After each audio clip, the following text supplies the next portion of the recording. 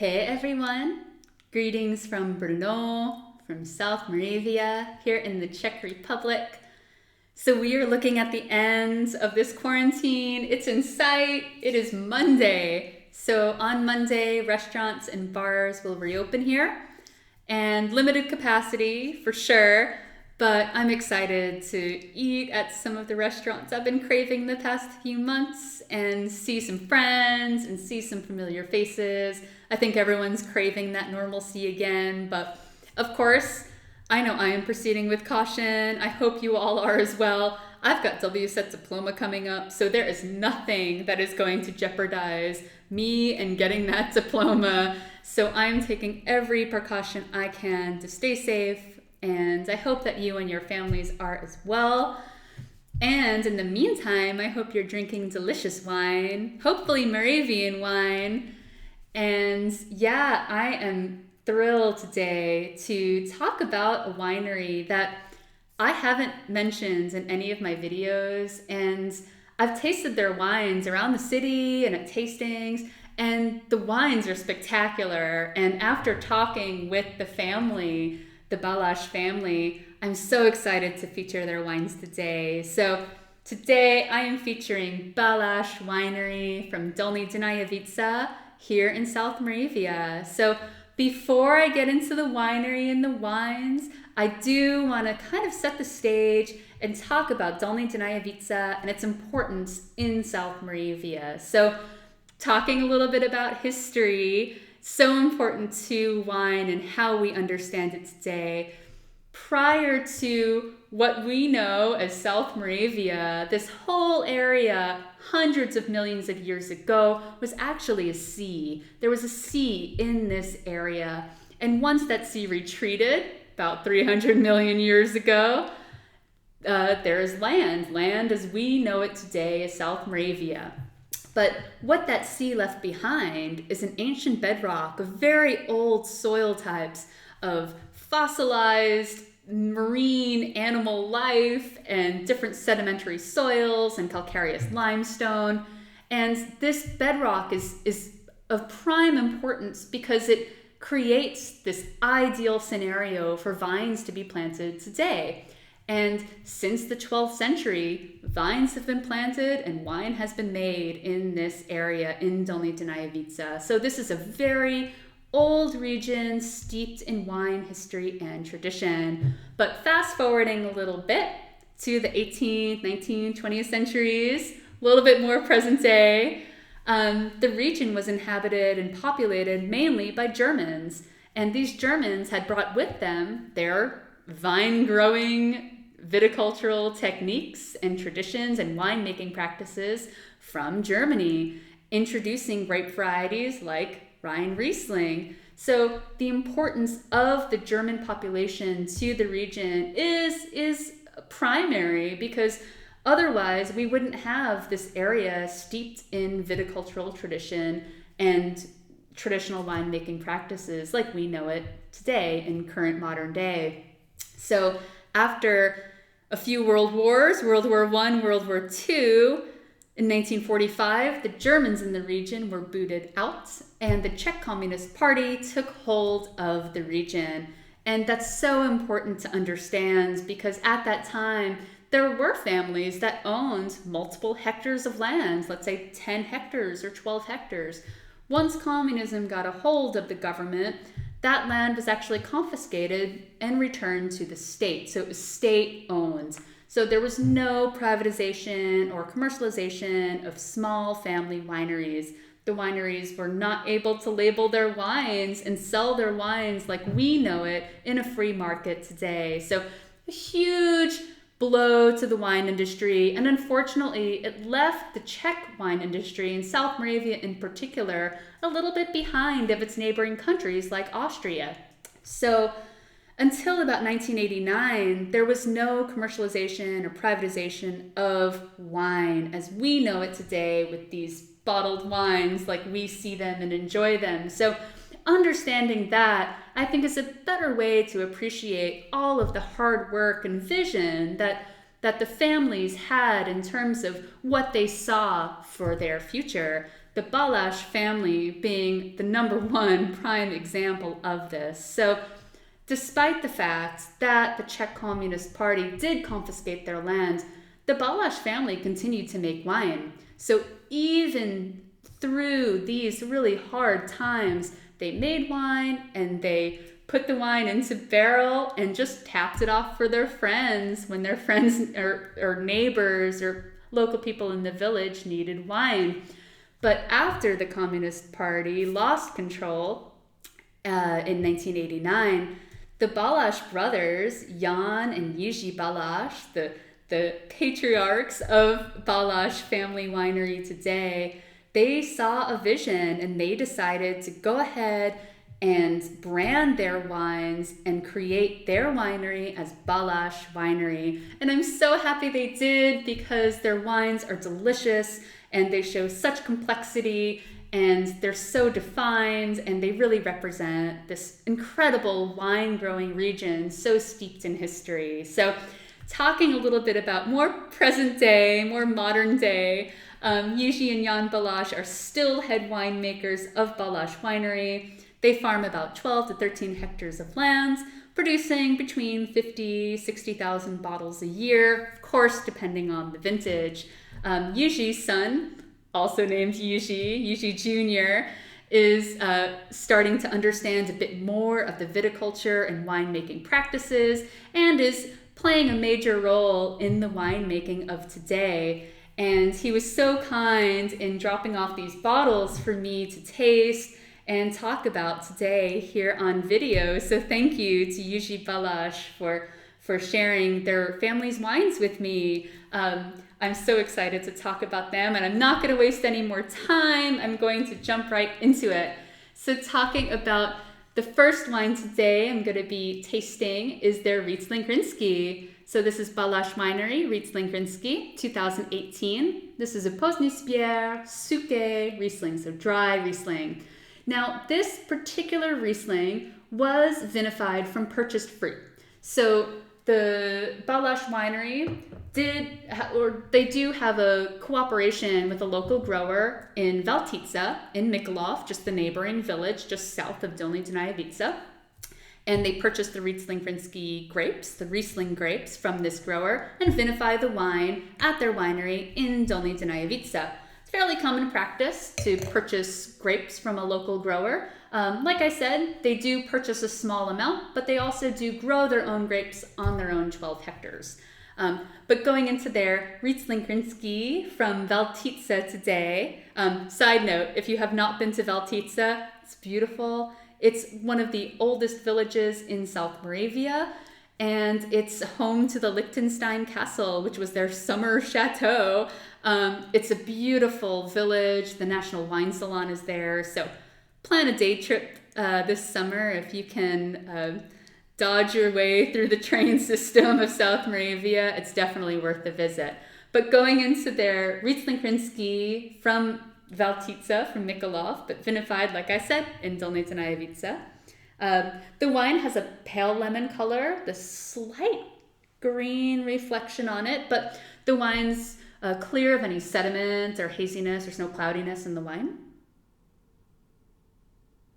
And the nose has such a fragrant, floral, concentrated nose. There's yellow apple and yellow pear and quince fruit, some white flowers. But there's a depth in the nose from a grape that's quite aromatic on its own. Riesling Grinski is known for that floral and fruit-driven aromatic, but this is very concentrated. There's no oak influence in this wine. In particular, this Riesling Grinski is fermented and vinified in stainless steel. But from what Jiří explained to me, instead of just fermenting the wine and, kind of Riesling Grinski as normal, what they decided to do was, when fermenting the wine in the stainless steel tank, they actually left it on the gross lees for 14 days, stirring it a little bit to encourage that fermentation. And what that does is, by incorporating the gross lees, or those large dead yeast particles that have finished doing their job, converting sugar to alcohol, when they settle to the bottom of the tank, by incorporating those dead yeast cells or dead lees into that fermenting wine, it creates a much more deep and complex expression of Riesling. But after fermentation's done, they rack the wine off the gross lees and let it stay on fine lees, also in stainless steel, for another 5 months. So altogether, this wine sees about 6 to 7 months of maturation in tank. But that extra lees maturation, especially during fermentation and then post-fermentation, letting it sit on the fine lees, allows that extra complexity and that extra depth of flavor and aroma on the nose.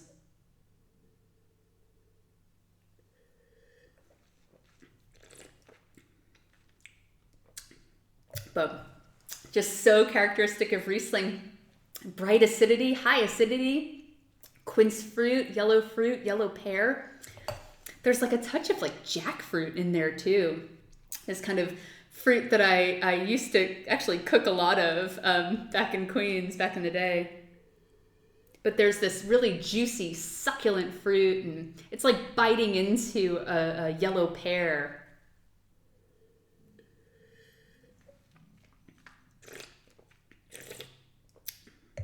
But medium plus concentration, medium plus body, and flavor intensity. I mean, for a Riesling Grinsky, I'm getting, especially done in just in stainless steel, a fairly short fermentation maturation period. I mean, 6 months. I'm getting a lot of depth of flavor and concentration, and that integrated acidity is just delicious. I also love the fluted bottle. It's kind of a harking back to that German tradition. Typically, you'll find German Riesling in these large fluted bottles, and I love that.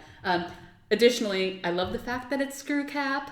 Number one, you don't get any risk of cork taint. And number two, it's perfect for a picnic. So this summer, planning your picnic, you can pick up a bottle of their Riesling. It's great on its own, but I could just imagine it with like some mild cheeses and some fresh fruit. I think it would be delicious.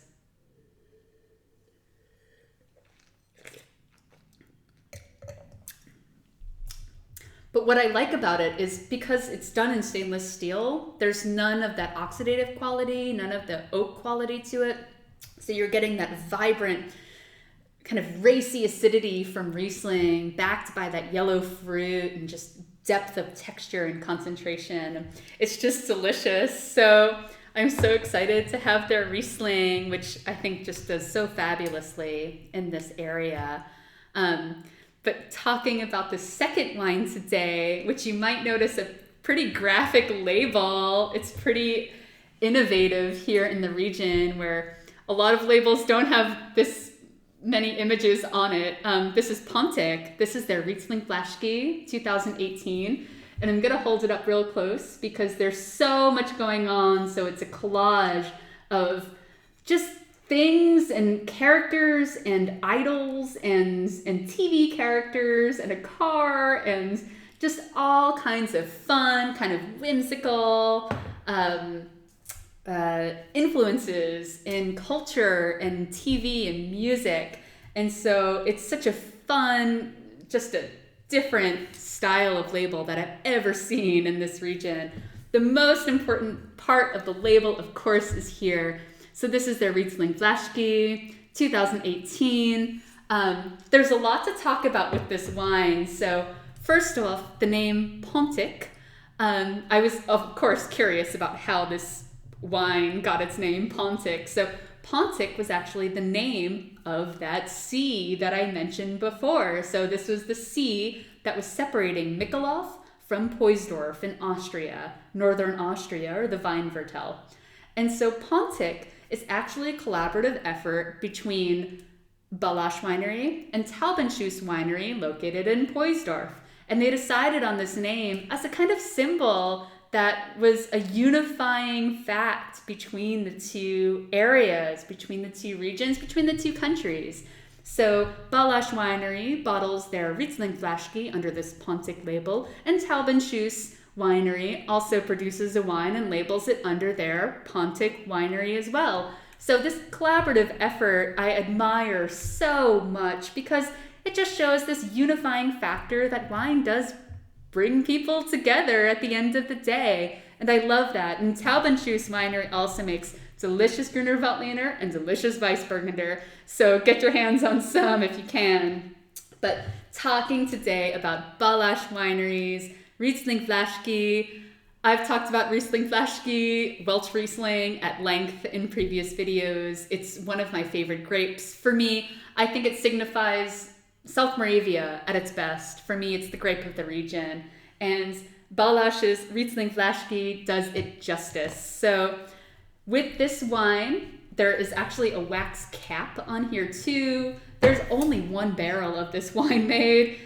One 800-liter wood barrel of this wine is made. About 1,200 bottles are produced each year.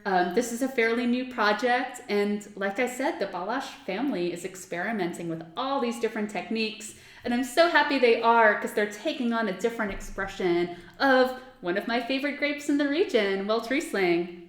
So going into their wine today, the wine has a slightly darker concentration than the Riesling Rinski. It's slightly more yellowed, but still, I would still call it a pale lemon color. There's no cloudiness or haziness or sediment in the wine. But there's a much more complex nose. Their Riesling Valticka, there's a lot of love in this wine. So first off, the grapes are harvested and they start the fermentation in stainless steel. Partway through that fermentation, the wine is racked off, put into a large oak foutre, this old oak barrel where the wine remains for the rest of its life until it's put into bottle. So in this large 800-liter barrel, the wine remains on the gross lees. So the wine was, like I said, fermented in stainless steel, moved into this large oak barrel on the gross lees where it remains. So after fermentation is done, the wine is then in this large oak barrel. They continue to stir the lees every week. So we are talking about a lot of labor, intensive labor put into this wine. And so the wine is then further matured on those lees for 6 months about in total. So leading to that much more complex nose with a slight oak influence. But on the nose, there's a little bit of a nuttiness to it. There's a little bit of that doughy kind of biscuit nose from the lees that I love. But there's still the varietal character of Welschriesling, that little bit of yellow fruit as well, that yellow apple and citrus note.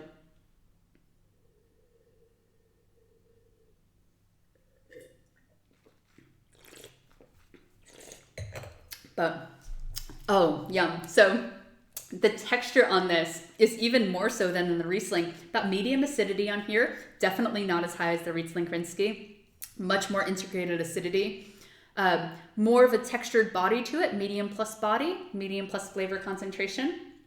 And that yellow fruit is definitely coming through, that yellow apple, yellow pear, and a bit more of that citrus too, kind of yellow grapefruit notes to it.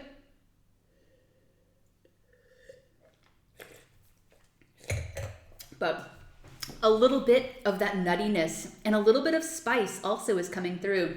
Now the barrel that they're maturing the wine in is not toasted. This is an untoasted 1-year-old 800-liter oak barrel. But what that does is it integrates a little bit of oxygen into the wine, allowing it to develop a broader, more concentrated texture and integrating flavors just a touch more than what is typically found in stainless steel. And Riesling Valticka for me is a grape you can really manipulate. You can vinify it in oak, in steel, in concrete, in egg, in qvevri, and it can really adapt itself to the vessel that it's maturing in. And I think Baláž did an excellent job in making sure that the wine keeps its integral character, its varietal character, so that yellow fruit and citrus note, but by incorporating a little ingress of oxygen allows that broader texture and slight nuttiness to it without being too spicy or too oaked, let's say. But Such a delicious wine, and only 1,200 bottles of it are produced in 2018. So I'm so thankful to have a bottle here to enjoy this evening. Really cool little expression of Welschriesling, and definitely more of a gastronomy wine. I would want this wine with food. I think it would really be a good partner to a really heavy white fish or even chicken.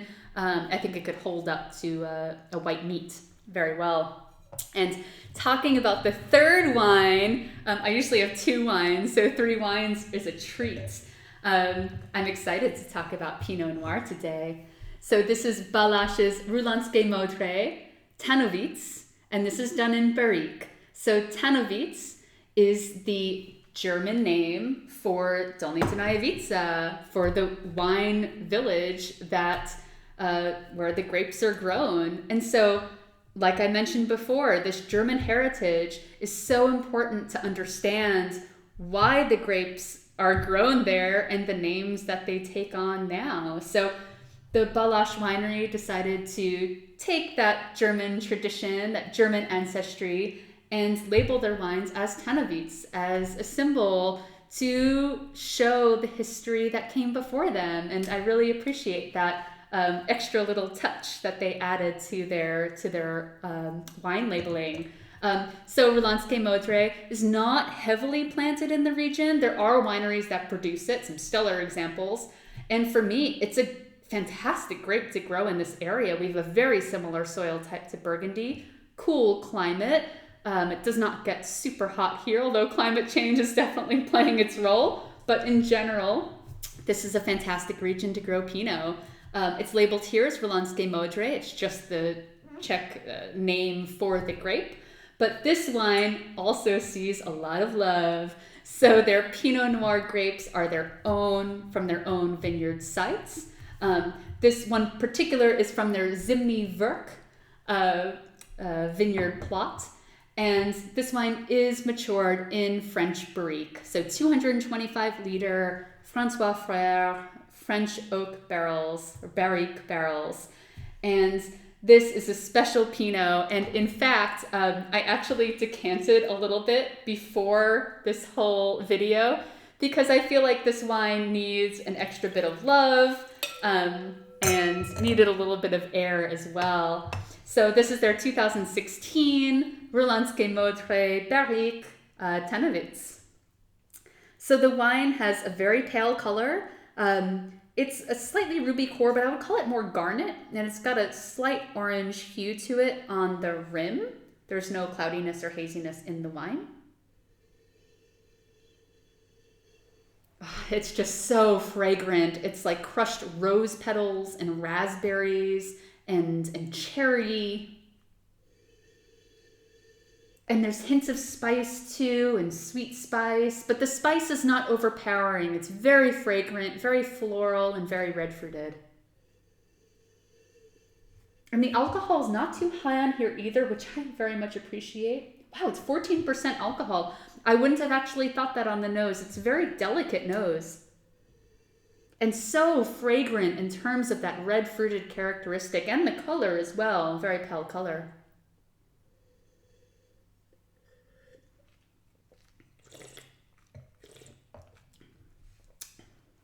But very spicy on the palate, and lots of red cherry notes, and a slight bit of like a red plum note to it on the palate as well.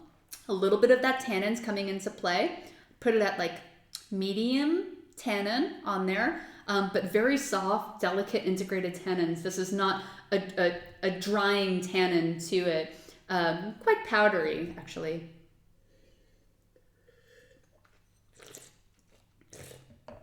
But the acidity is right there, medium plus acidity. And this is classic Pinot Noir with a little Moravian twist on it, of course.